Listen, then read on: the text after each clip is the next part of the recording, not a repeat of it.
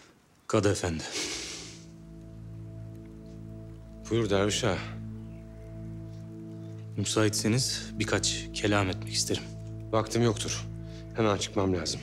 Başka zaman uğrayasın. Kadı efendi. Vaktim yoktur derim sana ağa. Verdiğiniz yargılama hükmünden emin olabilirsiniz. Ama bu böyle diye şeyhimize karşı nahoş sözler söylemek yakışık alır mı? Sen şuurunu mu kaybettin? Buraya kadıhaneye makamıma gelir, bana işimi mi öğretirsin? Haşa Kadı efendi. Sadece şeyhimiz hakikatten gayrı bir şey söylemez. Onu bildireyim diye geldim. Şeyhin hakikati söyler de mahkemede kadı batılı mı söyler? Nedir bu güvensizlik? Niçin hükmüme karşı gelirsiniz? Estağfurullah Kadı efendi. Hüküm sizindir. Ama üslup bu değildir. Bu üslupla olmaz. Hak dostlarının gönlü bir kere kırıldı mı?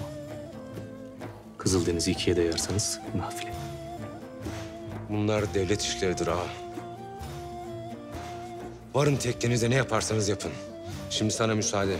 Vaktim az, işim çoktur.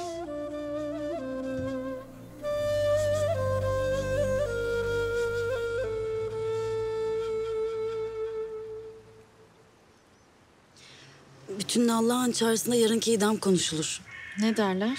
Ne desinler? Kadının hükmünün doğru olmadığı konuşulur. Ahiler Konya'ya başkadıya varıp kararını temiz etmek istemişler. Onu da duydum konuşanlardan. Şeyh babam münasip görmüş ama Kadı efendi ona da çıkışmış. Ama herkes Şeyh babandan başka kimsenin bu işi halledemeyeceğini konuşur. Sohbette anlattığı Hazreti İbrahim'le kuşların hikayesini dinlemedin mi Kiram? Kadı için anlatmıştır. Anlamış. Ama neye yarar ki? Yarın boş yere başı vurulacak zavallının.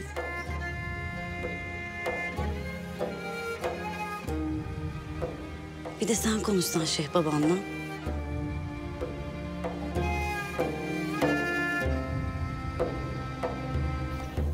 Dehleyin subaşı. Gün batmadan varmamız lazım.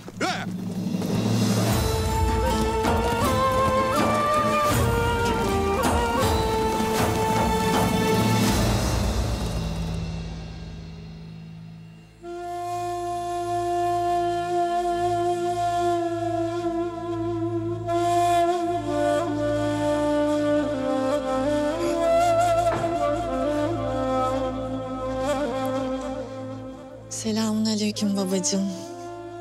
Aleykümselam canım kızım.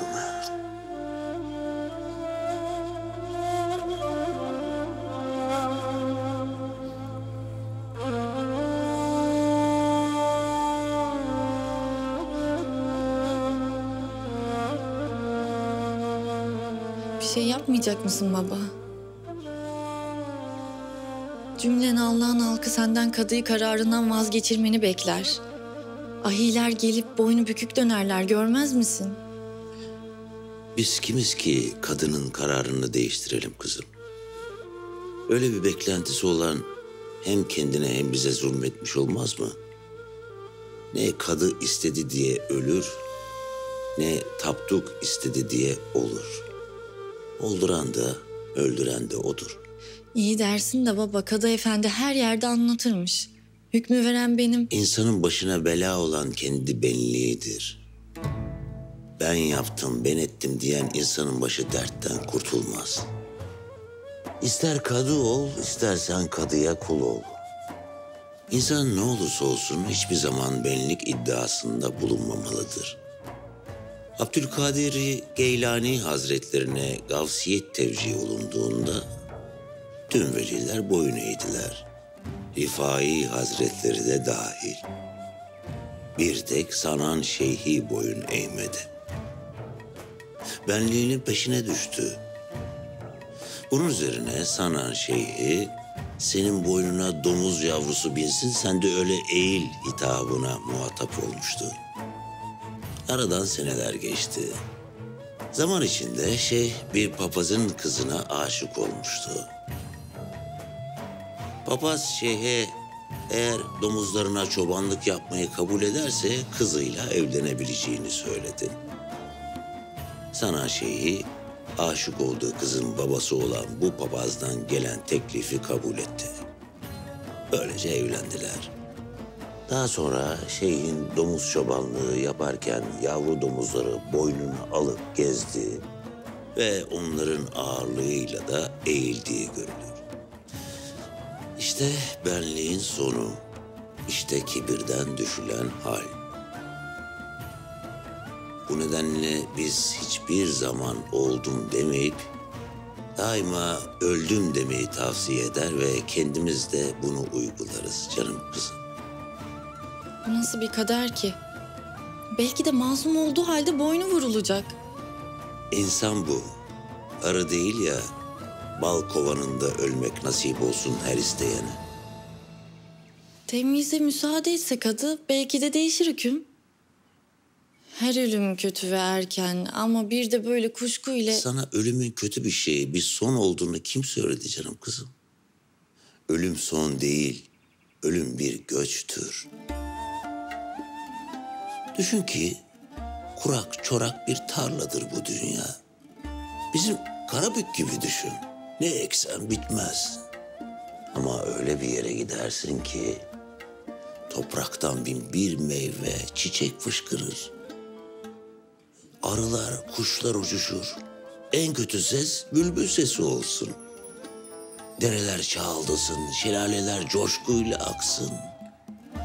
Şimdi sen bu kurak çorak diyardan o cennet bağına göçene öldü mü dersin? Öldü diye üzülür müsün? Meğer ki o cennet bağına göçenler bu çorak tarlada yaşayan bizlere üzülmez. Ki bu cennet bağları dahi onun güzelliğinin, onun cemalinin yanında çorak bir toprak. Var gerisini hayal et. Hayale sığar ise.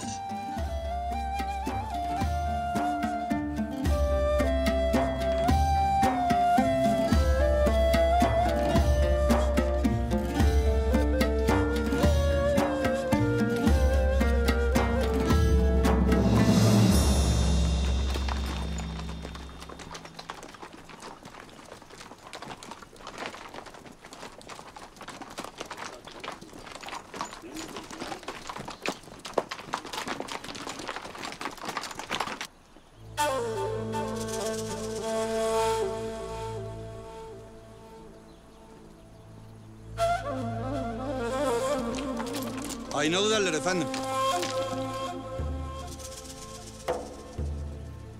Ne arar bu dağ başında? Bu dağlar herkesten çok Aynalı'nındır efendim. Ta Allah'ın tekkesinden buraya kadar yayan mı gelmiş bu? Derviştir, yaya olur efendim. Her gördüğün deliye derviş mi dersin Hasan ağa? Estağfurullah Kadı Efendi. Aynalı'yı yörede herkes tanır bilir. Doğrudur efendim. Bakmayın aklının uçtuğuna. Eski bir gazidir Aynalı. Bu deli mi gaziymiş? Yörede anlatırlar. Sarı Saltuk Hazretleri'nin gazilerindenmiş. Vakti zamanında Kayseri muhasarasında 1000 Moğol'a tek başına baskın vermiş derler. Bu deli haliyle kimlere baskın vermiş bilmem ama bizim ona kıymetli vaktimizi verdiğimiz kesindir. Hadi deneyelim. Yey! Hey! Wow! Oh!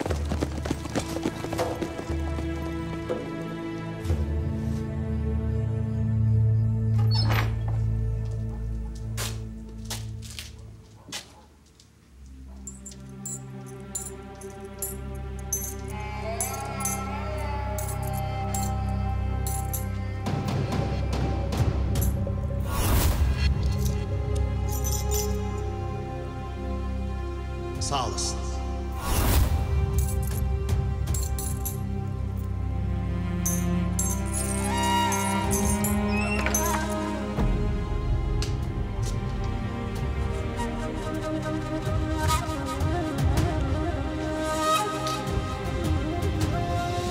Selamünaleyküm hancı. Aleyküm selam Kadı Hazretleri. Bu ne şeref. Buyurun efendim fakirhanemize. Geyik vurmuş avcılar Gökçe Saray'dan. Tam ağzınıza layık. Sağ olasın. Birkaç soru sorup yolumuza gideceğiz. Hazret nasıl uygun görürse. Emir buyurun. Konakladığım günü hatırlarsın. Evet. Beni soyan hırsızı da hatırlarsın.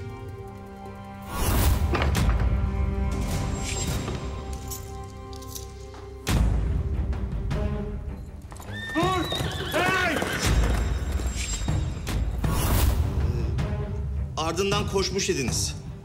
Fakat kaçıp gitmişti karanlıkta. Yemek yerken tanışmış idik. Sana hırsızın o olduğunu söylemiş idim. Benden sonra gelmiş midir? Gelmemiştir. Zaten 6 ayda bir konar göçer. Kimdir? Kimlerdendir? Köyü nerededir bilmez misin? Bilsem bu sorularla kıymetli vaktinizi alır mıyım canım efendim? Evine varır, kendi elimle sıkarım ümüğünü.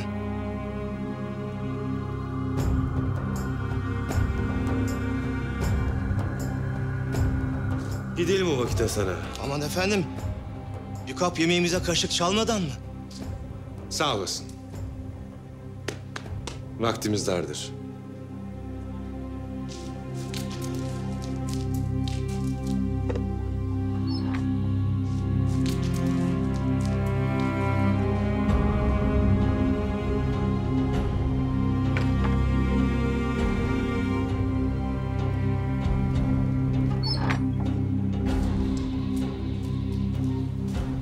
Benim tez bir yere gitmem lazım hatun.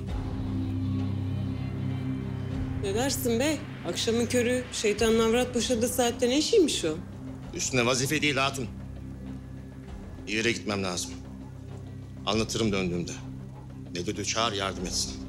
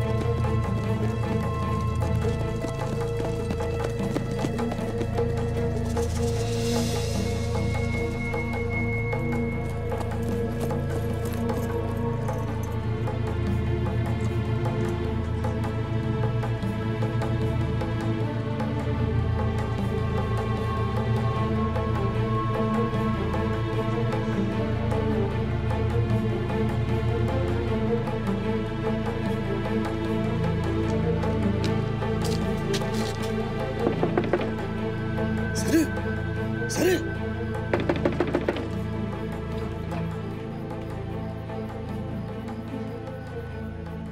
Hayırdır gidiyor oğlum? Değil. Hiç hayır değil Sarı. Geç.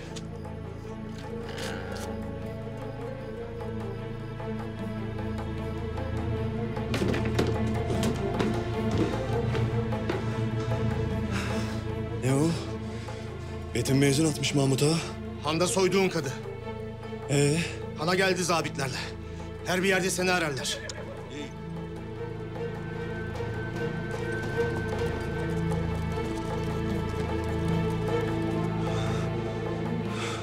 Pusumu kurarsın lan bana. Köylüdür geçen. Takip yemedim.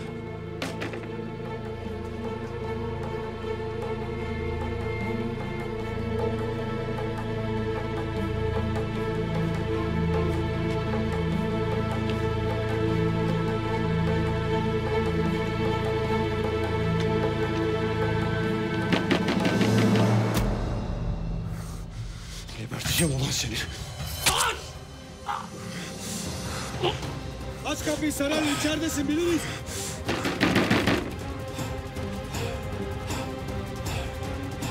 Kır.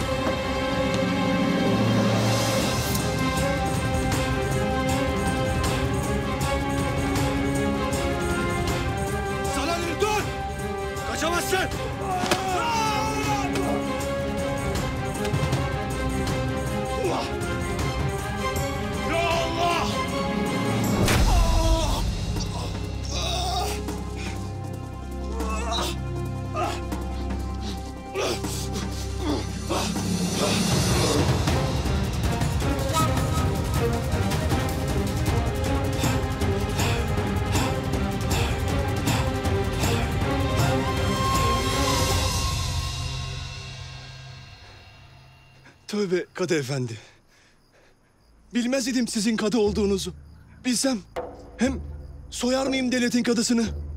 Tövbe, affedin beni. Bir cahillik ettim Kadı Efendi Hazretleri.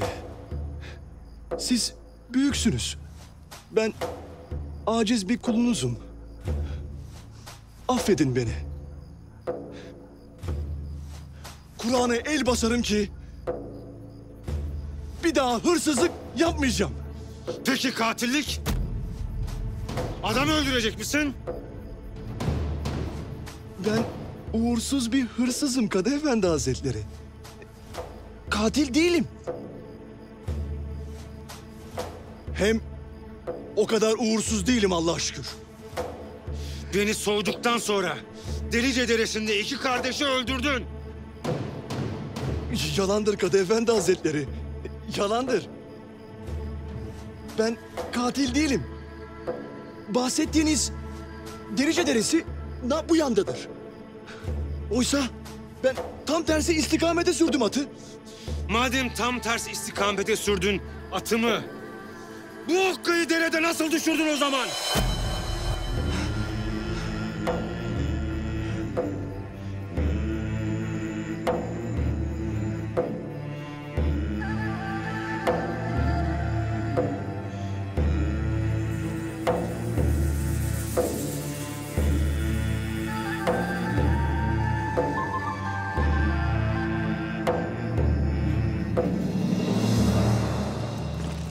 Bildiğin kestirme yok mudur subaşı? Yetişemezsek infaz yapılacak. Vardır efendim. Atlar için zordur ama kestirmedir. Güneş bir kulaç almadan varmamız gerek. Hemen şuradan efendim. Yey! Yey!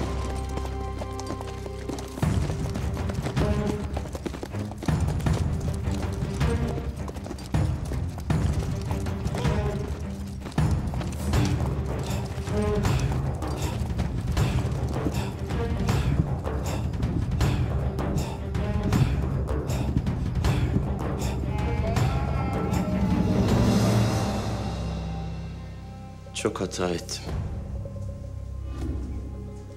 Çok günah işledim ya Rabbim. Ya Rabbim bağışlayan sensin. Esirgeyen sen. Hasan kulun aciz bir günahkar. Huzuruna çıkmadan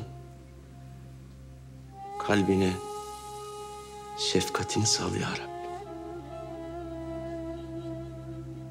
Ya Rabbim senden geldik, sana döneriz.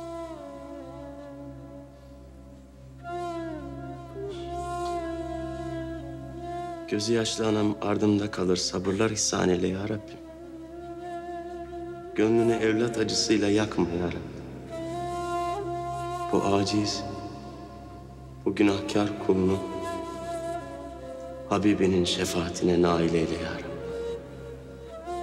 Bağışla ya Rabbim. Bağışla.